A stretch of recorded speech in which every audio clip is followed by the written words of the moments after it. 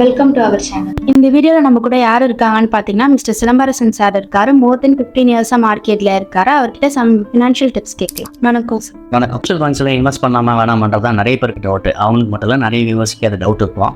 Mutual funds first சேஃப்டியா, என்ன subject market ரிஸ்க்குன்னு சொல்கிறாங்க, அது எப்படி பண்ணாமா சேஃபாக நம்ம பணம் எங்கே இருக்கும் அப்படின்ற டவுட்ஸ் நிறைய இருக்கும். ஸோ மியூச்சுவல் ஃபண்ட்ஸ்ன்றது எப்படி ஒர்க் ஆகும்னு நான் ஃபஸ்ட்டு சொல்லிடுறேன். ஸோ அதுக்கப்புறம் நம்ம ரிஸ்க் அது என்ன மாதிரி ரிஸ்க் இருக்குன்றதை நான் எக்ஸ்பிளைன் பண்ணலாம்.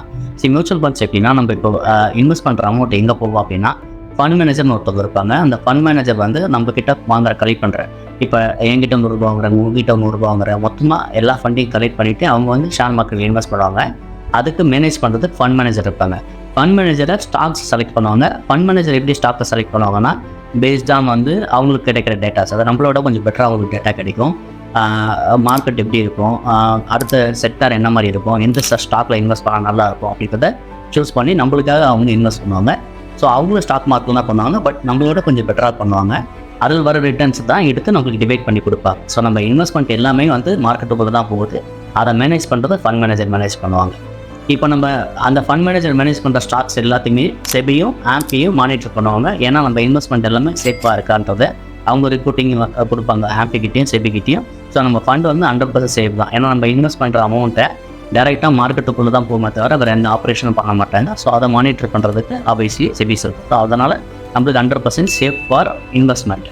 இதில் ரிஸ்க் இருக்கா அப்படின்னா கண்டிப்பாக டெஃபினட்டாக ரிஸ்க் இருக்குது. ரிஸ்க் வந்து பேஸ்ட் ஆன் வந்து நம்மளுடைய இன்வெஸ்ட்மெண்ட்டோடைய டியூரேஷன் பொறுத்து தான் இருக்குது. ரொம்ப சிம்பிள் எக்ஸாம்பிள் சொன்னோம் அப்படின்னா, பிஃபோர் கோவிட் 2019 பார்த்தீங்க அப்படின்னா, நம்ம ஒரு 1 lakh இன்வெஸ்ட் பண்ணுறோம். எக்ஸாம்பிள் ஒரு 1 lakh இன்வெஸ்ட் பண்ணுறோம் அப்படின்னா, 2020 பீக் கொரோனா இருக்கும்போது ஆல்மோஸ்ட் 2019 பார்த்தீங்கன்னா 6% ரிட்டர்ன் வந்தது. 2020 பார்த்தீங்க அப்படின்னா ஆல்மோஸ்ட் 30-35% கரெக்ஷன் இருக்குது. அதான் நம்ம இன்வெஸ்ட் பண்ணது 1 lakhலேருந்து 1,06,000 போச்சு. திருப்பி வந்து 35,000 rupees மைனஸ் போகும்போது நம்மளுடைய ஃபண்ட் அதோடைய வேல்யூ வந்து ஆல்மோஸ்ட் ஒரு 75,000 to 72,000 தான் இருக்கும். அந்த டைமில் நம்மளுக்கு ஃபண்டு தேவைப்பட்டது அப்படின்னா டெஃபினட்டாக நம்ம லிக்விடேட் பண்ண வேண்டியிருக்கும். லிக்விடேட் பண்ணுறோம் அப்படின்னா டெஃபினட்டாக நம்ம லாஸ் புக் பண்ணி, அதுவே நம்ம லிக்விடேட் பண்ணாத நம்ம டியூரேஷன் இல்லை, நம்ம லாங் டர்ம் இன்வெஸ்ட் பண்ணியிருக்கோம் அப்படின்னா, அகைன் 2021 பார்த்தோம் அப்படின்னா ஆல்மோஸ்ட் எல்லா ஏஎம்சி எல்லா ஃபண்ட் மேனேஜர்ஸும் நல்லா பர்ஃபார்ம் பண்ணி ஆல்மோஸ்ட் 60 to 70% ரிட்டர்ன் வந்தது. ஸோ நம்ம வந்து 6% +, 35% மைனஸ், +65% ப்ளஸ் அப்படின்னா ஆவரேஜ் சீசர் பார்த்தீங்க அப்படின்னா மோர் தென் 15% மேலே நமக்கு ரொம்ப ஈஸியாக வந்துருச்சு. ஸோ அதுக்கப்புறம் 2023 and 2024 கன்சிடர் இயரில் பார்த்தீங்க அப்படின்னா எவ்ரி இயர் மோர் தென் 20-25% மேலே ரிட்டர்ன் வந்தது. இப்போ நம்ம வந்து ஸ்டில் நம்ம மியூச்சுவல் ஃபண்ட்ஸ் இன்வெஸ்ட் பண்ணியிருக்கோம் பிஃபோர் கோவிட் அப்படின்னாவும் நம்ம ஸ்டில் யோத profit is more than 25% average CAGR. இதுதான் மியூச்சுவல் ஃபண்ட்ஸோடைய ரிஸ்க் வந்து நம்ம அவாய்ட் பண்ணுறது சைட்ஸ். நம்ம லாங் டியூரேஷன் இருந்தோம் அப்படின்னா டெஃபினட்டாக ரிஸ்க் இன்வால்வ் இல்லை. அதே மாதிரி நம்ம வந்து இப்போ நம்ம மியூச்சுவல் ஃபண்ட்ஸ் ஃபண்ட் மேனேஜர் கொடுத்து நம்ம இன்வெஸ்ட் பண்ணுறதுக்கு நம்மளே ஷேர் மார்க்கெட்டில் இன்வெஸ்ட் பண்ணலான்ற மாதிரி நிறைய பேர் டவுட் இருக்கும். நம்ம இன்வெஸ்ட் பண்ணுறதும் ஃபண்ட் மேனேஜருக்கு என்ன டிஃபர் அப்படின்னா ரொம்ப சிம்பிள் தான். நம்ம வந்து இன்வெஸ்ட் பண்ணால் ஒரு ஸ்டாக்கை அனலைஸ் பண்ணணும், பிக் பண்ணணும், இன்வெஸ்ட் பண்ணணும். அதை அனலைஸ் பண்ணுறதுக்கு அதெல்லாம் தாண்டி நம்மக்கிட்ட ஃபண்டு வந்து கொஞ்சம் பெரிய ஃபண்ட் இருக்கும். ஏன்னா மியூச்சுவல் ஃபண்ட்ஸில் ஃபண்ட் மேனேஜர் நம்ம கொடுக்குற ஃபண்ட் வந்து ஒரே ஸ்டாக்ஸில் இன்வெஸ்ட் ஆகாது. மினிமம் 30 to 40 ஸ்டாக்ஸில் இன்வெஸ்ட் ஆகும்போது நம்மளுடைய ரிஸ்க் வந்து ரொம்ப கம்மியாகும். அதுக்கான ரிவார்டும் டெஃபினட்டாக ப்ளஸ் ஆர் மைனஸ் இருக்கும். இதுவே நம்ம வந்து டைரக்ட் ஸ்டாக்ஸில் இன்வெஸ்ட் பண்ணுறோம் அப்படின்னா, டைரக்ட் ஸ்டாக்ஸில் இன்வெஸ்ட் பண்ணுறது ரொம்ப சிம்பிள் எக்ஸாம்பிள்ஸ் பாருங்க. இப்போ ஒரு 10 years பிஃபோர் ஈச்சர் மோட்டார்ஸ்னு ஒரு ஸ்டாக் இருந்தது. த சேம் லைக் ஜேபிஎஸ் சொசைட்டின்னு ஒரு ஸ்டாக் இருந்தது. JBS society, Eicher Motors 2 stock example எடுத்துக்கலாம். ஈச்சர் மோட்டார்ஸ்லேயும் ஒரு 50,000 இன்வெஸ்ட் பண்ணியிருந்தேன், ஜேபிஎஸ் சொசைட்டியும் ஒரு 50,000 இன்வெஸ்ட் பண்ணியிருந்தேன் அப்படின்னா, ஈச்சர் மோட்டார்ஸில் இன்வெஸ்ட் பண்ண அமௌண்ட்டு மோர் தென் 4% மேலே ரிட்டர்ன் வந்தது ஆஸ் ஆஃப் டேஸ் நம்ம ஹோல்ட் பண்ணியிருந்தோம் அப்படின்னா. ஜேபிஎஸ் சொசைட்டியில் பண்ணது பெருசாக இல்லை, ஆல்மோஸ்ட் 0 ஆகிடுச்சு. ஸோ இதே சேம் செனாரியோ தான். இதுவே வந்து நம்ம ஒரே ஸ்டாக்ஸில் இன்வெஸ்ட் பண்ணியிருந்தேன், சே ஃபார் எக்ஸாம்பிள் நான் ஈச்சர் மோட்டார்ஸில் மட்டுமே இன்வெஸ்ட் பண்ணியிருந்தேன், டெஃபினட்டாக க்ரோபதியாக இருப்பேன். ஆனால் இருக்கிற ஃபண்ட் எல்லாத்தையும் நான் வந்து ஜேபிஎஸ் சொசைட்டியில் இன்வெஸ்ட் பண்ணியிருந்தேன்னா இல்லை ஆர்காமில் இன்வெஸ்ட் பண்ணியிருந்தேன்னா ஆல்மோஸ்ட் 0 ஆகிருக்கும். ஸோ இதுதான் டிஃப்ரென்ஸ், இதுதான் ரிஸ்க் இருக்குது. ரிஸ்க்ன்றது வந்து ஒரே ஸ்டாக்ஸில் இன்வெஸ்ட் பண்ணக்கூடாது. இதுக்கு பதிலாக நம்ம பெட்டர் மியூச்சுவல் ஃபண்ட்ஸில் இன்வெஸ்ட் பண்ணினா மினிமம் 30 to 40 ஸ்டாக்ஸில் இன்வெஸ்ட் ஆகிருக்கும். ஸோ ஈவன் தோ ஆர்காம் அந்த மாதிரி ஸ்டாக்ஸ் 0 ஆனாலும் ஈச்சர் மோட்டார்ஸ் மாதிரி ஸ்டாக்ஸ் சிலது பர்ஃபார்ம் பண்ணாலும் ஆவரேஜ் சிஎஸ்எல்லாம் நம்மளுக்கு என்ஐவி பெட்டர் ரிட்டர்ன் கிடைக்கும். ஸோ அதனால் mutual funds always safe and secure and always risk avoid பண்ணுறதுக்கு ரொம்ப சிம்பிள் ஃபார்முலா லாங் டியூரேஷன். இதுதான் ரொம்ப இம்பார்ட்டன்ட். சார் இப்போ எந்த மாதிரி மியூச்சுவல் ஃபண்ட்ஸ் வந்து செலக்ட் பண்ணலாம்? இப்போ மியூச்சுவல் ஃபண்ட்ஸ் வந்து நிறைய டைப்ஸ் இருக்குது. லைக் ஈக்விட்டி ஃபண்ட்ஸ் சொல்லுவாங்க, டெப்ட் ஃபண்ட்ஸ் சொல்லுவாங்க, ஹைப்ரிட் ஃபண்ட் சொல்லுவாங்க. ஹைப்ரிட் ஃபண்ட்னா ஈக்விட்டியும் டெப்ட் மிக்ஸ் பண்ண ஃபண்ட்ஸு. அப்புறம் மல்டி அசெட் ஃபண்ட்ஸ்னு இருக்குது. மல்டி அசெட் ஃபண்ட்ஸ்னால் ஈக்விட்டி, டெப்ட்டு, கோல்டு அந்த மாதிரி நிறைய ஃபண்ட்ஸ் இருக்குது. இது நம்ம சூஸ் பண்ணுறது வந்து நிறைய விஷயங்கள் கன்சிடர் பண்ணணும். என்னென்னா ஃபஸ்ட்டு வந்து ஃபண்ட் மேனேஜர் பார்க்கலாம். அப்புறம் எந்த ஏஎம்சி, எவ்வளோ ஏஎம் வருது, என்ன மாதிரி செக்டார் நம்ம இன்வெஸ்ட் பண்ண போகிறோம், இல்லை ஈக்விட்டி ஃபண்டு இன்வெஸ்ட் பண்ண போகிறோமா, அப்படி பேஸ்ட் ஆன் வந்து நம்மளுடைய ரெக்யர்மெண்ட். நான் சொன்ன மாதிரி நம்மளுடைய டியூரேஷன் தகுந்த மாதிரி நம்ம எஸ்ஐபி பண்ண போகிறோமா, லம்சம் பண்ண போகிறோமா, இதை பேஸ் பண்ணியிருக்கு. நம்ம எப்பயுமே சொல்கிறது ஒரே ஸ்டாக்ஸை வாங்காத மாதிரியும் ஒரே ஸ்டாக்ஸில் இன்வெஸ்ட் பண்ணக்கூடாதுன்னு சொல்கிறோம் இல்லையா. ஸோ அந்த மாதிரி ஒரே மியூச்சுவல் ஃபண்ட்ஸ் இல்லாத அந்த மியூச்சுவல் ஃபண்ட்ஸில் ஈக்விட்டி போர்ஷன் கொஞ்சம், ஹைப்ரிட் கொஞ்சம், இல்லை டெப்ட் ஃபண்ட்ஸ் கொஞ்சம், இல்லை மல்டி அசெட் ஃபண்ட்ஸ் கொஞ்சம், அந்த மாதிரி பேஸ்டாக நம்மளுடைய ஃபண்டு இன்வெஸ்ட்மெண்ட் சைஸுக்கு அந்த மாதிரி நம்ம ஸ்பிட் பண்ணலாம். அமௌண்ட் வந்து சைஸ் சின்னதாக இருக்குது அப்படின்னா டெஃபினட்டாக டியூரேஷன் லாங் டியூரேஷன் இருக்குது அப்படின்னா ஈக்விட்டி ஃபண்ட் போகலாம். ஈக்விட்டி ஃபண்டு போகும்போது அதுலேயும் நிறையா வெரைட்டி இருக்குது. Like large cap, small cap, multi cap, அந்த மாதிரி நிறையா இருக்குது. பியூரி பேஸ்ட் ஆன் நம்மளுடைய ரிட்டர்ன் எக்ஸ்பெக்டேஷன் அண்ட் நம்ம டியூரேஷனை பொறுத்து. சார், இப்போ எஸ்ஐபி பண்ணாமல் லம்சம் பண்ணலாமா? எதில் பண்ணால் பெட்டர் ரிட்டர்ன்ஸ் கிடைக்கும்? இப்போ எஸ்ஐபி பண்ணாமல் லம்சம் பண்ணாமன்னா ஃபஸ்ட்டு இன்வெஸ்ட் பண்ணாலே பெஸ்ட்டு தான்.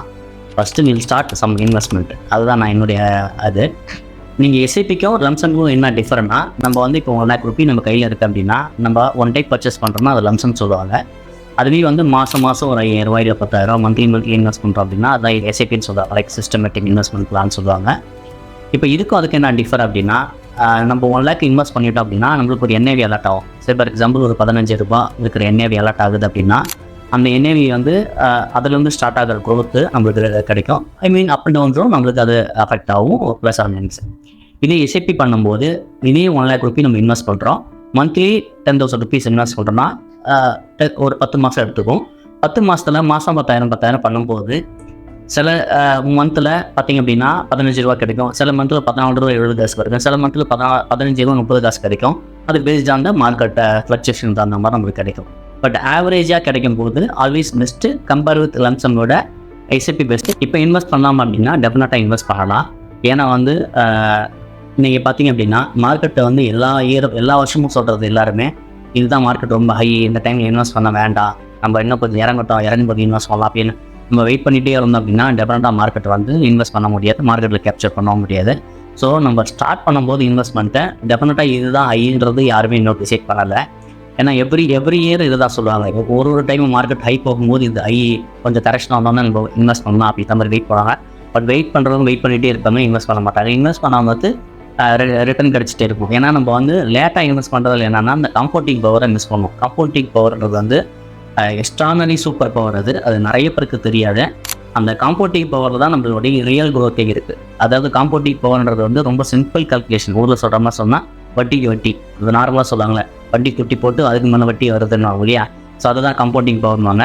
ஸோ நம்ம ஒரு 1 லட்ச ரூபாய் இன்வெஸ்ட் பண்ணுறோம் அப்படின்னா நெக்ஸ்ட் இயர் பார்த்தீங்கன்னா 1,15,000 ரூபாய் இருக்குது அப்படின்னா அடுத்த வருஷம் வந்து 1,15,000 இன்ட்டு 15% இருக்கும். இந்த மாதிரி இதுதான் காம்பவுண்டிங் இன்ட்ரெஸ்ட் சொல்லுவாங்க. ஸோ இந்த இன்ட்ரெஸ்ட் ஆட் ஆகும்போது இது வந்து ரொம்ப ஒரு ஓவர் த பீரியட், ரொம்ப ஒரு லாங் டேர்ம் பார்த்தீங்க அப்படின்னா நல்ல ரிட்டர்ன் கொடுக்கும்.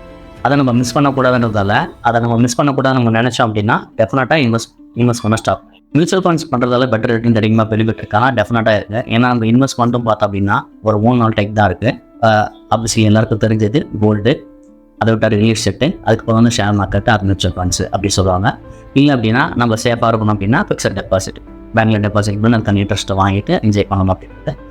இது இப்போ நம்ம கோல்டுனா நம்ம வந்து ஜென்ரலாக எதிர்பார்க்குறது வந்து இப்போ ஜுவல்லரில் போய் கோல்டு வாங்குறது வந்து இன்வெஸ்ட்மெண்ட் கிடையாது. ஏன்னா வந்து அதில் நம்ம இன்வெஸ்ட் பண்ணும்போதே ஆல்மோஸ்ட் 80 to 20% மைனஸில் போய் இன்வெஸ்ட் பண்ணுவோம். ஏன்னா அந்த செய்கூலி சேதாரங்கள் தான் இருக்கிறதால அதை மைனஸ் பண்ணி இன்வெஸ்ட் பண்ணுவோம். அது இன்வெஸ்ட்மெண்ட்டாக ஒரு ஒன்றா டெஃபினட்டாக கன்சிடர் பண்ண முடியாது. அதேமாதிரி ரியல் எஸ்டேட்டுன்றது வந்து நம்ம எவ்வளோ அமௌண்ட் மினிமம் வந்து பெரிய அமௌண்ட் இன்வெஸ்ட் பண்ணோம். அட்லீஸ்ட் நம்ம அவுட்டரில் எதனா ஒரு லேப்டாப் இல்லை வேறு எதாவது வாங்குறோம் அப்படின்னா மினிமம் ஒரு 7 to 8 lakhs இல்லை 10 lakhs rupees தேவைப்படும். ஆனால் மியூச்சுவல் ஃபண்ட்ஸில் பார்த்தா ஈவன் 2,000, 1,000 அதுலேருந்து கூட ஸ்டார்ட் பண்ணலாம் ஐசிபி. ஸோ அதில் டெஃபினட்டாக அதை விட பெட்டர் ரிட்டர்ன் கிடைக்கும். நீங்கள் ஹிஸ்டாரிக்கல் டேட்டா பார்த்தீங்க அப்படின்னா எப்பயுமே வந்து மார்க்கெட்டும் மியூச்சுவல் ஃபண்ட்ஸுமே பெட்டர் ரிட்டர்ன் கொடுக்கும் கோல்டை விட, லேண்டை விட. லேண்ட் வந்து டிபெண்ட்ஸ் நீங்கள் எங்கே இன்வெஸ்ட் பண்ணுறீங்கிறத பொறுத்தது ரியல் எஸ்டேட்டு. இப்போ லேண்டில் இன்வெஸ்ட் பண்ணியிருந்தோம்னு வச்சுங்களேன், லேண்டே கூட நிறைய பேர் நம்ம மிஸ் பண்ண மாதிரி ஃபீல் இருக்கும். ஏன்னா நம்ம அப்பயே இன்வெஸ்ட் பண்ணியிருக்கலாம் அப்படின்னு. இந்த மாதிரி தான் நம்ம எல்லா இன்வெஸ்ட்மெண்ட்டுமே கொஞ்சம் பண்ணக்கூடாது. ஆனால் லேண்ட் இன்வெஸ்ட் பண்ணுறத விட மியூச்சுவல் ஃபண்ட்ஸ் பெட்டர் அப்படின்னா டெஃபினட்டாக பெட்டர் தான். ஏன்னா லேண்ட் இன்வெஸ்ட் பண்ணுறதுக்கு ஒரு லம்சமாக மட்டும் இன்வெஸ்ட் பண்ணணும். நம்ம சூஸ் பண்ணுற இடத்த பொறுத்து இருக்குது. நம்ம ரியல் எஸ்டேட் லேண்ட்லேயும் வந்து கூட அப்படியே இன்வெஸ்ட் பண்ணியிருந்தாலும் வச்சுக்கலாம். இப்போ நம்ம இன்வெஸ்ட் பண்ணி ரிட்டர்ன் கிடைக்குமா தெரியல. நிறைய பேருக்கு வந்து அவங்களுடைய பிஃபோர் ஜென்ரேஷன் இன்வெஸ்ட் பண்ணியிருப்பாங்க. இன்வெஸ்ட் பண்ணதனுடைய பெனிஃபிட்ஸ் தான் இப்போ இருப்பாங்க. மியூச்சுவல் ஃபண்ட்ஸும் கிட்டத்தட்ட அந்த மாதிரி தான். நம்ம வந்து லாங் டேர்ம் சொல்லும்போது நம்ம இன்வெஸ்ட் பண்ணுறதுல 2 பெனிஃபிட் இருக்கும். நம்மளும் கொஞ்சம் அனுபவிக்கலாம். நெக்ஸ்ட் ஜென்ரேஷன் கொடுக்கும்போது ஒரு நல்ல லம்சம் அமௌண்ட் கொடுக்கலாம். நல்ல லம்சம் அமௌண்ட்னா ரொம்ப சேஃப் அண்ட் செக்யூராக நல்ல லம்சம் அமௌண்ட் கொடுக்கலாம். நம்ம லேண்டு ரீசன் பண்ணும்போது கூட மெயின்டைன் பண்ணணும், கோல்டு கூட சேவ் பண்ணணும், சேஃப்டி பார்க்கணும், அதெல்லாம் பார்க்கணும். பட் இங்கே நம்ம வந்து மியூச்சுவல் ஃபண்ட்ஸில் பண்ணும்போது டெஃபினட்டாக நல்ல ரிட்டர்னும், நம்மளும் அதுலேருந்து எஸ்டபிலிட்டின்ற மாதிரி நம்மளும் என்ஜாய் பண்ணிக்கலாம். ப்ளஸ் நம்ம நெக்ஸ்ட் ஜென்ரேஷன் கொடுக்கும்போது நல்ல லம்சம் அமௌண்ட்டை சேஃபாக நம்ம நெக்ஸ்ட் ஜென்ரேஷன் கொடுக்கலாம். அதை பற்றி நம்ம வர நெக்ஸ்ட் வீடியோஸில் பார்க்கலாம்.